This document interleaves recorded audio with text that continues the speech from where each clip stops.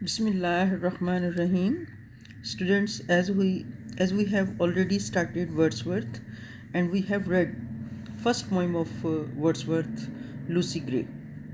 Today I will give you the introduction, and I have already given you the introduction of the Lucy poems. Today we will discuss first poem. First of all, the introduction of the first poem. The poet tells a strange fit of passion that he has known, but he will tell his message only to lovers. It is because only the lover would understand the consciousness or the psychological response that he has experienced while approaching Lucy's cottage. On a moonlit night, the poet rode towards his sweetheart's cottage. Gazing dreamily at the moon, he fell asleep on his horse, and all this while his eyes remained fixed on the moon that slipped down the sky. When suddenly the moon dropped down behind the cottage of his love, the fond and wayward thoughts slid into his mind. If Lucy should be dead, it means there are four main points in this poem. Number one, Lucy was a little girl whom Wordsworth loved very much. Number two, one moonlit night the poet rode to her cottage. Number three, suddenly the moon went down and disappeared. Number four, the poet was afraid that the moon might not have fallen on Lucy and might not have killed her. बेटा फ़लसफ़ा Lucy जो है इस first poem में कुछ इस तरह से है कि इस नज़म में शायर ने अपने दाखिली ख़यालात और एहसासात को फ़लसफ़ियाना अंदाज में बयान करने की और साबित करने की कोशिश की है कि अपने मुल्क से बेहतर कोई मुल्क नहीं होता।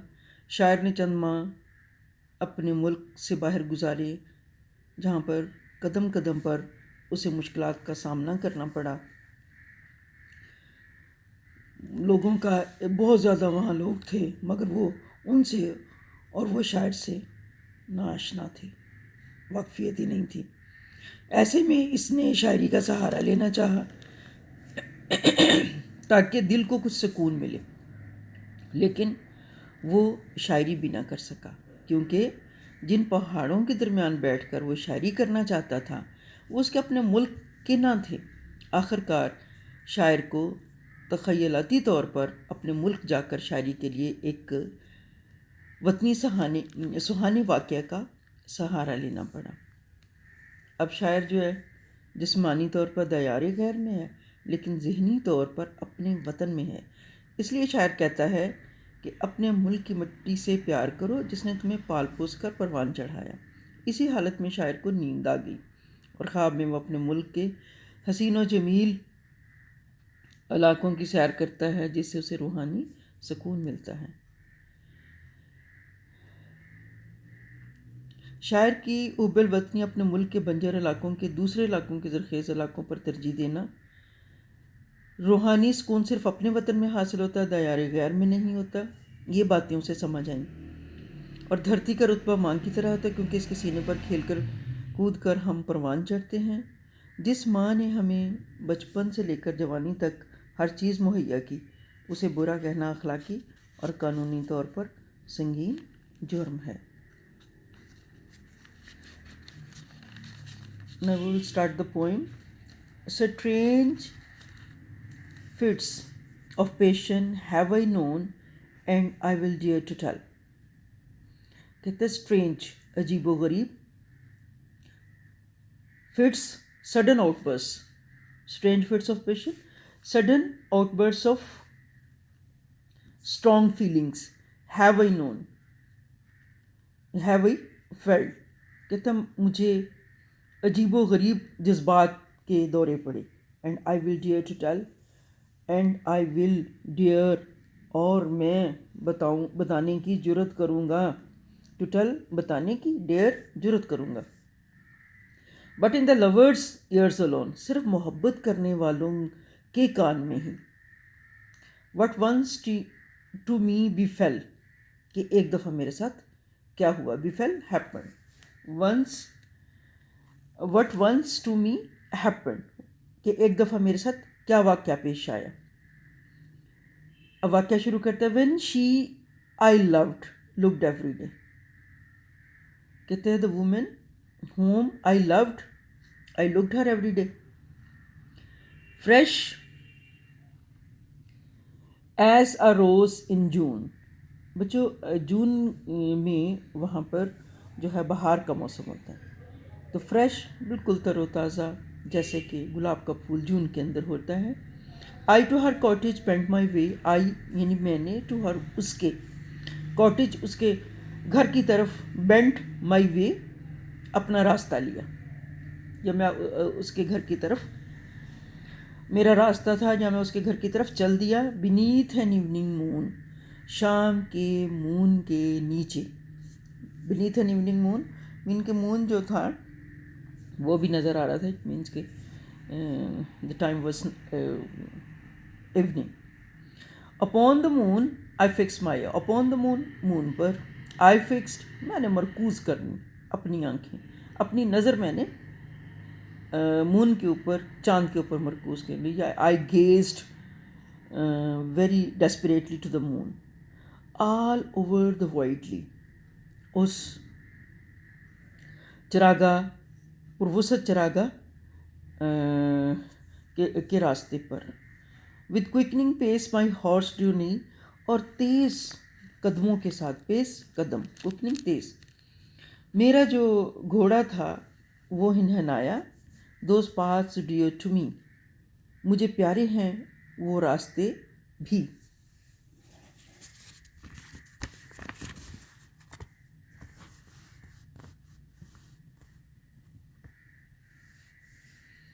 مجھے پیارے ہیں وہ راستے بھی.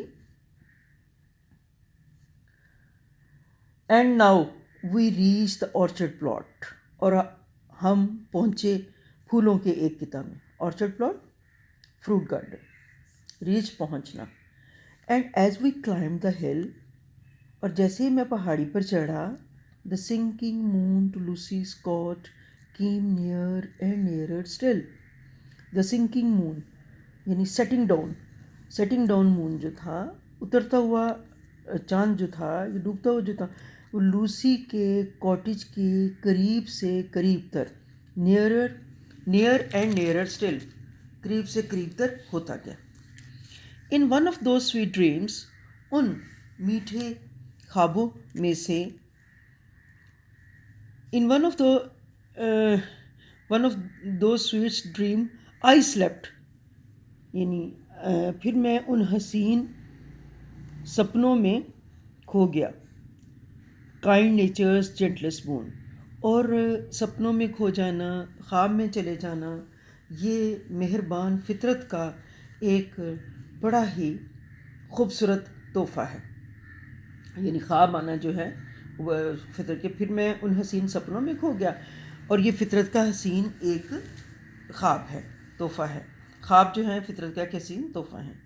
And all the while my eyes I kept, and all the while, اور اس تمام وقت، مائی آئیز آئی کیپٹ، میں نے اپنی آنکھیں مرکوز رکھیں آن دا ڈسینڈنگ مون، ڈوبتے ہوئے چاند کی طرف.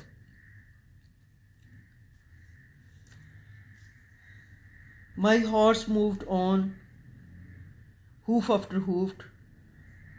ہوف گھوڑے کی سم کو کہتے ہیں، اور میرا گھوڑا جو تھا وہ قدم بہ قدم تیزی سے بھاگتا رہا.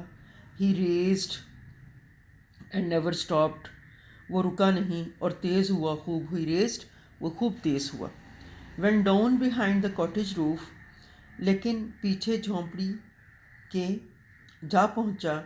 ایٹ ونس فوراً دا برائٹ مون ڈراپڈ، اور چمکتا ہوا چاند جو تھا وہ پیچھے جھونپڑی کے ایک دم ڈوب گیا. پھر کیا ہوا؟